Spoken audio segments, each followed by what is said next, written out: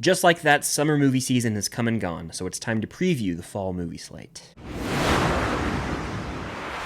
What's going on, guys? I'm Chris, and welcome back to my other videos. Today I've got a big old tier list ranking of all the upcoming fall movies based on my excitement. Now, this is going to be movies coming out in September, October, November, and December. Before I get into this, though, be sure to hit that like button and comment down below what upcoming fall movie you're the most excited to watch. Subscribe to that notification bell to help me reach my goal of 150,000 subscribers here on the channel. It would mean a lot. And if you want extra content and to go the extra mile, you can show support over on Patreon. Anything means the world over there. But without further ado, let's do this thing. All right, so the tiers I have today are Need It Now, I'm Excited, I'm Curious, and Don't Care. And these are fully randomized. I have like 25 or so movies. Not every movie that's coming out, just the marquee releases. But the first one here is called The Killer's Game. This is the Dave Bautista movie. Dave Bautista might be the best actor who was once a WWE wrestler. Between him, John Cena, and The Rock, I might give Bautista the edge. I'm not really excited for this movie at all, though. I've seen the marketing. I'm like, don't really care. I'm going to throw it down there right now. Nothing against Dave Bautista. It just looks like one of those generic straight-to-streaming movies that has no real pop or value, so I'm just not going to check that one out. But next we've got Red One, a movie that apparently went through production hell. I remember this was supposed to come out in I think, like 2022. I want to say, and it has J.K. Simmons as Santa, The Rock, and Chris Evans. And I believe The Rock and Chris Evans team up to try and find Santa. That's the premise of this film. I'm honestly intrigued because you've got 3 stars in this film, and apparently The Rock was a real problem to work with on set. I'm going to say I'm curious. This could be a total dumpster fire. It could be a lump of coal in your stocking, if you will. But I'm still curious to check it out because I want to see if like there's a visible tension between the actors when they're filming. Like, is it going to be noticeable that The Rock and Chris Evans were butting heads and that everyone kind of hated The Rock when they were filming this movie? I'm curious, but I'm always, open-minded when it comes to holiday films. I always am on the lookout for a new Christmas movie I can add to the rotation. A few years back, we got Violent Night. I've had a blast rewatching that one. I'm curious, but I don't have high expectations. Next, we have Mufasa, the Lion King. I have really been on the train lately where I'm like, this movie should have just been an animated sequel. I think it would have done better, and it hasn't even come out yet, but I'm theorizing here. I think it would have been smarter to make a hand-drawn animated sequel to The Lion King called Mufasa the Lion King. I'm going to put this in There is a point in time where I'm like, I don't care, right? But compared to a lot of these movies on this list and where I'm at right now, I'm like, there's like an outside chance it could be decent. There's actually a fighting chance it's better than the 2019 remake because that was a soulless remake of the original. At least I have to give this movie credit for trying to tell some sort of original story. Even then, it does seem a bit desperate, trying to capitalize off the Lion King name, but what can you do? Next, we've got this movie called Here, which is directed by Robert Zemeckis, who directed Forrest Gump, Back to the Future, the whole trilogy that is, and Castaway. He's pairing up with Tom Hanks yet again, and Robin Wright, who played Jenny in Forrest Gump, to make a movie called Here. From what I know so far, this is a movie where the camera doesn't move. It's positioned in one spot the entire time, and it literally chronicles this family's entire life, but also before the house was there. Based on the trailer, it shows like Earth. This seems borderline experimental. I have no clue what to expect. I can't say I need it now. I can't say I'm excited. I don't know if I care.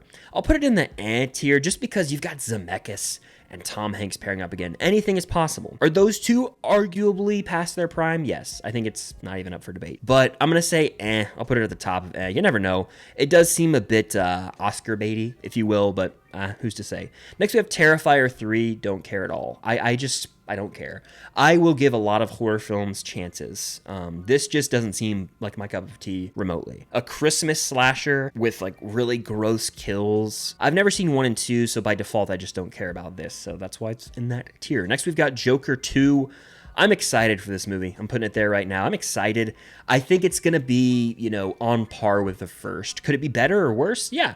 I just don't think it's going to be like that much worse of a film than the first movie. You're adding Lady Gaga, who's a phenomenal actress and singer. There are musical elements, and that turns a lot of people away. But to me, I'm a musical guy. I love a good musical. You know, that could be a classic musical. It could be a modern musical. It could be a Broadway hit. I don't care. I have a musical playlist I blast on the aux in my car often. I'm not ashamed of it. I embrace it, baby. But Joker, Folie à Deux, I mean, you've got the same director and Todd Phillips returning. You've got Joaquin back. I don't think Joaquin's ever done a sequel. Correct me if I'm wrong in the comments down below. This is like uncharted territory for the man. I have a good feeling about this one. The trailers have sold me. It seems eerie. It's frankly disturbing. That's what the first Joker was. I remember when I walked out of that first movie, I was like, oh my God, I felt like dirty. And it was effective because of that. So I'm excited for this one. I want to know what they mean by it's like a musical. Does that mean there's one musical number? Or are there 15 musical numbers? We'll have to find out together. Next, we have Moana 2, a sequel to 2016's Moana, a film that has grown in popularity since its release. I was in high school when that movie came out, and, you know, so I wasn't like the target audience, but ever since it came out, I mean, this movie's broke records, I'm pretty sure, on Disney+, so a whole generation of kids grew up with it. Much like Inside Out, a movie that came out when I was also in high school. It's got a sequel, and look at what it's doing. The sky is the limit for Moana 2 at the box office. And I think that while the movie probably is going to play it safe and be not a rehash of Moana, but very similar to Moana, it's going to get butts in seats. It's going to be a hit. Disney is back on the map because of Inside Out 2. I'm fully aware Inside Out 2 is a Pixar film, but it is still widely associated with Disney. The common moviegoer doesn't know the difference between Disney animation and Pixar, and they never will, and that's fine. This movie's going to do really well. I think it's going to be good. I don't know if it's going to be as good as the first Moana, but it's going to play it safe, and because of that, it's going to work. It's going to work. It's not going to be like offensively bad. It's not going to be outstanding. It's going to be on par with or slightly below Moana, in my opinion. And so I'm going to say I'm excited for this one. I'm going to put it behind Joker 2. I would say I'm more excited to watch Joker 2. I'm looking forward to rewatching Moana before this because the OG soundtrack, banger. So next we've got Beetlejuice, which funnily enough, I am seeing this week. I'll have a review out, probably an out-of-theater reaction as well. I'm curious about this movie. I'll put it at the top of I'm curious. I'm not a diehard fan. I wouldn't even say I'm a fan, the first Beetlejuice. I think it's a fine movie. By no means one of my favorite Tim Burton films. I've seen it once. I'll be rewatching it either tonight or tomorrow in preparation for Beetlejuice. But the fact that Keaton's returning, you got Winona Ryder returning, Jenna Ortega in the picture. I mean, you got a star-studded cast. Tim Burton, undeniably a talented director. I just don't know if I'm sold. And that really just stems from my, you know, feelings on the first movie. I didn't grow up with it. I don't have fond memories of it. I think it's an all right film. We'll see. If it's just like the first one, I'll probably be like, oh, it's fine. It's just not fully my thing. And that's kind of where I'm at with it. That's kind of what I expect to get out of it, honestly. But next we have Venom 3. What's it called? The Last Dance? Venom The Last Dance. I'll put it at the top of just because, you know, there's always hope with those stupid Venom movies. I mean, they always have like one or two scenes that are kind of entertaining. The movie as a whole, the first and the second, are both bad. And it is a part of the Sony villain verse, I call it. I don't know what its actual name is. The Sony Spider-Man villain spin-off films. They all stink. I don't really care. I'll say just because Tom Hardy gives it his all in these things, and you never know. You never know. Maybe this will be the one that kind of makes it feel like this universe has a point. But even then, I just don't really care that much. Going to the theater for the Sony Villainverse films kind of feels like a chore at this point. Next, we have The Apprentice. This is an upcoming film that released, I believe, at the Cannes Film Festival, starring Jeremy Strong of Succession fame and Sebastian Stan, who plays Donald Trump. I'm going to put it in I'm Curious probably right here in the middle of I'm Curious, just because we've got Sebastian Stan potentially going for an Oscar nomination. Based on what I've seen from, like, you know, the early Oscar predictions, folks, he could get nominated for an Oscar for his portrayal, and apparently he could also get nominated for his role in the movie called A Different Man. So Sebastian Stan might be a two-time Oscar nominee after this upcoming Oscar season. So I'm just curious to see what I'm getting into with this one. Obviously, in the current world we live in, this is a hot topic, especially with, you know, in the US at least, presidential elections coming up. So it'll be interesting to see. I'm intrigued, to say the least, to see what they've cooked up with this film and what controversy could surround it. We'll see. Next, we've got Lord of the Rings, The War of the Rohirrim. This is an anime Lord of the Rings film, and I'm honestly pretty curious about this one. I'm actually gonna go top of I'm curious, reason being that trailer really sold me. Maybe it was because they pulled on nostalgia a bit, showing, you know, live action shots of the trilogy using the iconic Howard Shore score. But I liked what I saw. It seems like there's a lot of potential there with the storytelling. We could get some grand battles in this thing, and the animation itself was gorgeous. So I myself have never been a big anime guy, but this could be something that maybe opens the door for me. I'll be there to see it. I'm curious to see what they have cooked up, and yeah, it's a new Lord of the Rings film. Of course I'm going to see it. I think most people will, but the animation could turn some people away. I know a lot of people are probably like, I'm not watching that. It's not live action. People are like that, believe it or not. So it's a real thing. Next we got Wolves. This is George Clooney. This is Brad Pitt. Two movie stars uniting. And who's directing the film? John Watts, who did the Spider-Man trilogy in the MCU. I'm going to say I'm excited for this movie. I'm going to put it right in the middle. I'm excited. This is like a sleeper pick for most anticipated the rest of the year. Like, it's one of those under the radar type of movies that no one's really talking about. And it comes to Apple TV Plus this month. Based on the marketing, it's Clooney and Pitt just being con men. I think they both get assigned to the same job potentially. I forget what I watched the trailer once or twice, but regardless, I'm in. Give me these two legends together, an Ocean's reunion. I'm all in. I will be there. I hope it's just them two having great banter the whole time. Give me a clever script. I'm sold. I'm excited for Wolves. Next, we have Saturday Night, which is another one that's kind of going under the radar. It's got a star-studded cast. It's a movie that's chronicling the first night of Saturday Night Live airing. I'm very in. You've got Dylan O'Brien, Nicholas Braun. Those are just two. Cooper Hoffman, Philip Seymour Hoffman's son. There's the main guy who plays Lorne Michaels. I forget his name, but his name escaped me. I can picture him. Gabriel. It's the dude from The Fabelmans, which I never actually saw. Sorry to out myself like that. I would say I'm excited for this one as well, guys. I'm going to put it above. I'm going to put it above Wolves. I almost over Joker. The trailer won me over. I was like, that's my kind of movie. You got Willem Dafoe and J.K. Simmons in here as well. Star-studded cast. And the line in the trailer that kills me, I'm going to roll it right here. Sorry, tripped over my penis. Busted out laughing, especially if you know anything about Chevy Chase and you've heard about how he is to work with. It's just so great how they make fun of him in that trailer. God, I love it. Next, we have Sonic 3, Sonic the Hedgehog 3, which I did a trailer reaction for. I will link that up above. I am not a diehard Sonic fan. The only familiarity I really have with Sonic, aside from seeing the first two Sonic films, is my exposure to the games growing up, that being Sonic Riders, that being Sonic and Mario, the Olympic Games. I also played as Sonic in Super Smash Bros. I believe it was Brawl when he was introduced. So I'm familiar enough with Sonic, but I am by no means a fan of Sonic. I don't mean that derogatorily. I mean, I never have ventured into enough Sonic to say, oh yeah, I'm a fan of Sonic. It's just like Sonic exists, cool character, but other than that, I don't have much going there. I'm curious about this one. I'll put it like right here. Definitely has the potential to be the best Sonic the Hedgehog movie. Shadow being voiced by Keanu is exciting. And yeah, I mean, I think it's probably going to be the best. Is that a hot take? I don't know. I think it has a very good shot to be the best Sonic movie. Next, we have Megalopolis. This is Francis Ford Coppola's passion project. The man sold his winery so that he could raise the funds to direct this film. Stars Adam Driver, lots of other people.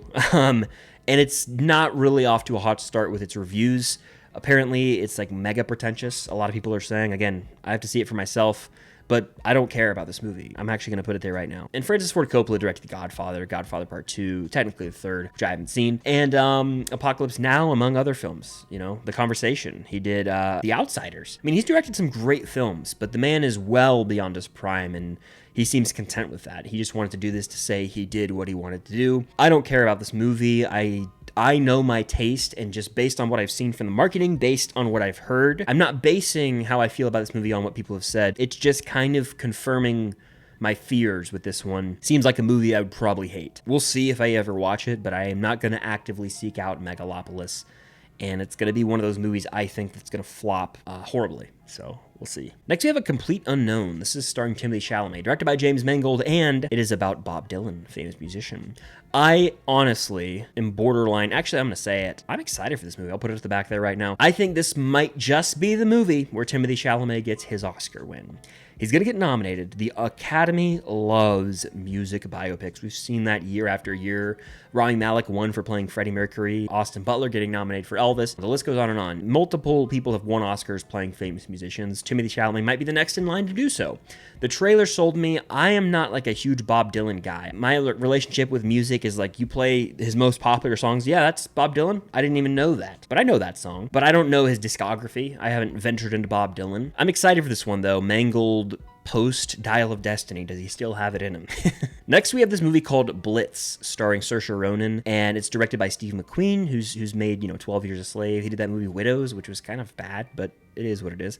I am very on this one. I don't know. I can't even say I'm curious. I'll put it like right here.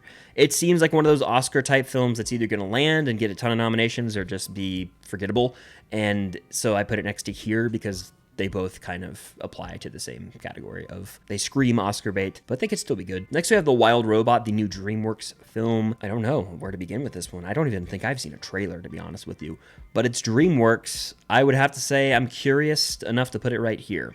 It's DreamWorks. DreamWorks, for me, historically, if you know, on the channel, I haven't ventured into enough DreamWorks as I should have, but I recently watched the How to Train Your Dragon trilogy this year for the first time. Loved it. So DreamWorks has some bangers. Shrek 1 and 2, the Kung Fu Panda, the first two films, that is. They've got some bangers, so I mean, I'm always going to give them a chance. That being said, DreamWorks has a lot of misses more recently, films that I never saw or will ever see because the consensus was just so negative on them. But The Wild Robot, a lot of people are saying could be an elite DreamWorks film, so we shall see. Next, we have Gladiator 2, which I need now. This is my most anticipated for the rest of the year. The trailer sold me. I've watched that trailer a dozen times, probably. I love seeing it in theaters. It gets me, going. It's electric. Gladiator, all-timer. I mean, a great film. And you've got a sequel with Denzel, with Pedro Pascal, with Joseph Quinn, with Paul Mescal. Ridley Scott back in action. Movie has a nasty budget. I'm talking almost 300 mil, they're saying. I don't even know if that's true, but I think it's like 200 to 300 million. One of the most expensive movies ever made. I'm so ready. I can't wait for this movie. We're only a few months away, and I think it's going to rule. So pumped for Gladiator 2. Speak no evil. I don't care. I'll put it like right here, just because of the movies down there, that's the one I have the highest percentage of actually watching. But I heard this is a remake of a 2022 movie, I want to say. I've seen the trailer many times. I'm sure you all have as well. And I just don't care, simply put. Next, we have Wicked, which is a movie adaptation of the hit Broadway musical. I've said before, I think Wicked might be the musical, like in terms of Broadway hits, like Wicked might be the one, period. Kind of excited for this movie, kind of curious for this movie. I'm gonna put it like at the top of I'm curious. Because the reason I'm not going full and excited is a part 1 of 2. They have not marketed it as that. That could very well rub the movie-going audience the wrong damn way. We've seen it happen time and time again, where movies are part 1s, but they're not marketed as part 1s, and people are like, that's it? I feel like that's a ripoff. Why aren't you just calling it Wicked Part 1? Is it going to be Wicked 2 or Wicked Part 2? Questions will be answered, hopefully. Next, we have Nosferatu. Defoe's line delivery in that trailer is awesome. I'm not a huge Robert Eggers guy, which ruffles feathers with people when I say that. I was not a fan of The Lighthouse at all. I saw it in theaters in 2019, just wasn't my jam, remotely actually. Never watched The Northman, and I never watched The Witch, and I don't really want to watch any of his movies, but I'd have to say I'm still curious about this one right here. Trailer intrigued me, looks horrifying, looks like a very scary watch, but Robert Eggers is the real thing for me, where it's like you either like that style of movie or you don't, and for me it's just a bit too out there. Next we have Smile 2. I haven't seen Smile 1, so I'm gonna say I don't care. The trailer's also real bizarre. It's like you open at a concert and then it goes full-fledged horror. Very strange trailer.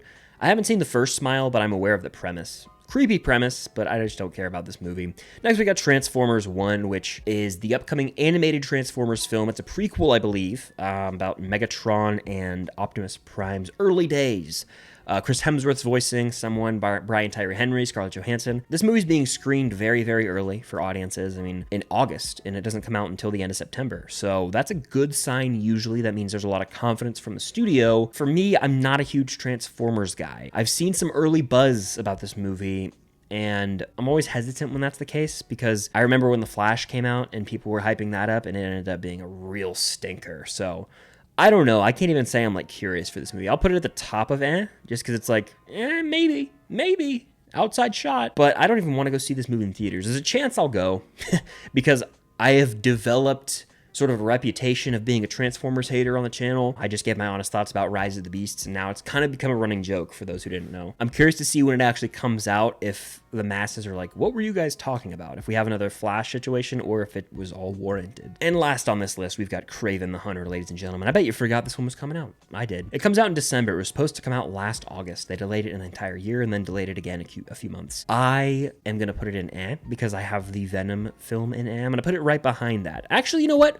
I'll put it above Venom. You want to know why? Because it's Craven's first movie. We kind of know exactly what we're going to get with Venom 3. Craven, they took their time to reshoot it, and they were saying it was to like add depth to characters. I think that's BS. But like, you never know. It's Aaron Taylor Johnson. The dude's naturally charismatic. He could be enough to save this movie, maybe. But then you go, oh God, it's one of those Sony movies. They did Madam Web. They did Morbius. Whoa.